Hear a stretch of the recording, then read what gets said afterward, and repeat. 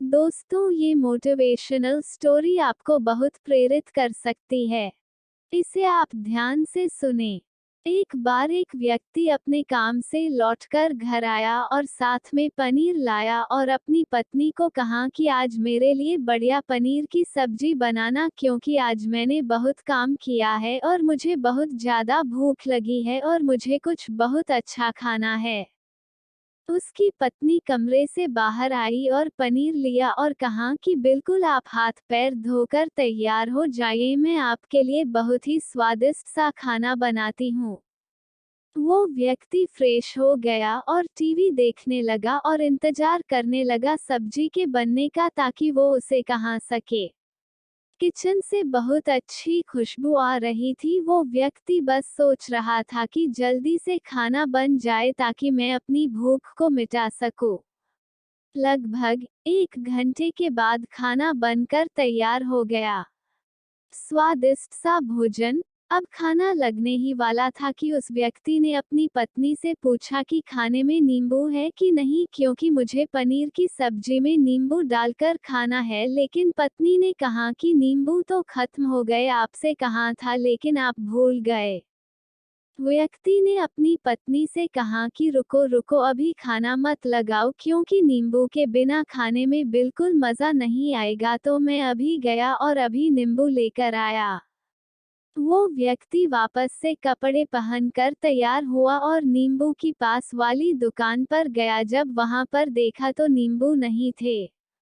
उसका दिमाग क्रोध से भर गया। उसने सोचा कि यार, उसके पास नींबू नहीं है, चलो थोड़ी आगे वाली दुकान पर जाता हूँ, शायद वहां नींबू मिल जाएगा। वो थोड़ा और आगे गया, लेकिन वहां पर भी नींबू नहीं मिले।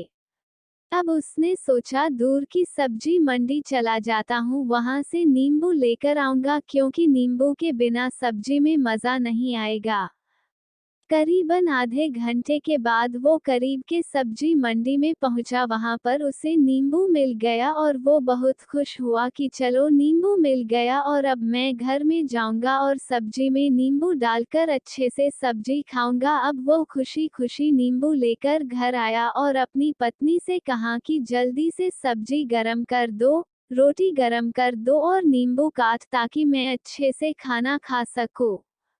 अब थाली लगाई गई, सब्जी परोसी गई और नींबू रखी गई। उसकी पत्नी सामने ही बैठी थी और वो व्यक्ति थोड़ी देर के लिए कुछ सोच में पड़ गया। उसके बाद उसने नींबू की प्लेट उठाई और दरवाजे से बाहर की ओर फेंक दी और जोर जोर से चिल्लाने लगा, मैं जीत गया, मैं जीत गया।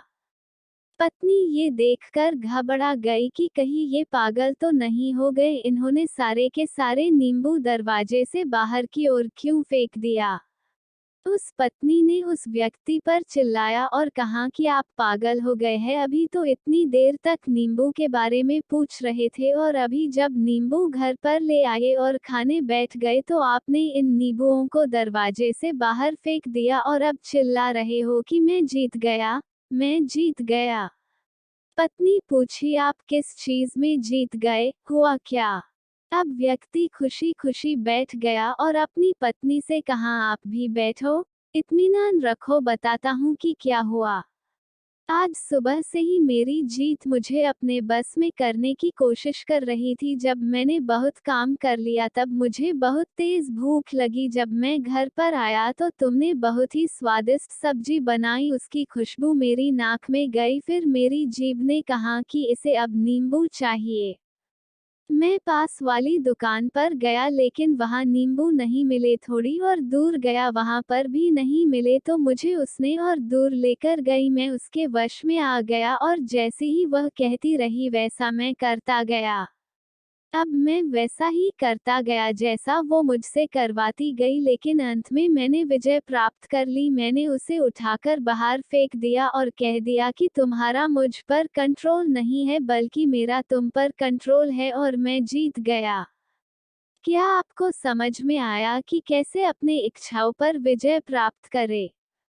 कई बार लोगों को शराब पीने की आदत लग जाती है और उस चक्कर में वो भटकते रहते हैं। यदि एक जगह नहीं मिलती तो दूसरी जगह जाए है, दूसरी जगह नहीं मिलती तो तीसरी जगह जाते हैं और अक्सर युवाओं के साथ ऐसा जरूर होता है कि वो शराब पीने के लिए बैठते हैं, सारी शराब खत्म हो जाती है।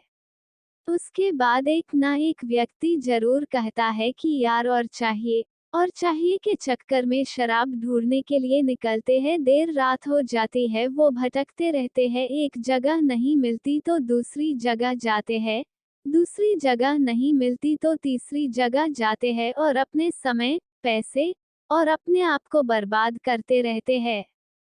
यदि आपने अपनी इंद्रियों पर विजय प्राप्त नहीं किया तो आप भी नींबू की खोज में सिर्फ भटकते ही रहेंगे और हमेशा परेशान रहेंगे। इसीलिए अपनी इंद्रियों पर काबू पाइए और अपनी जीवन को खुशी खुशी बिताइए।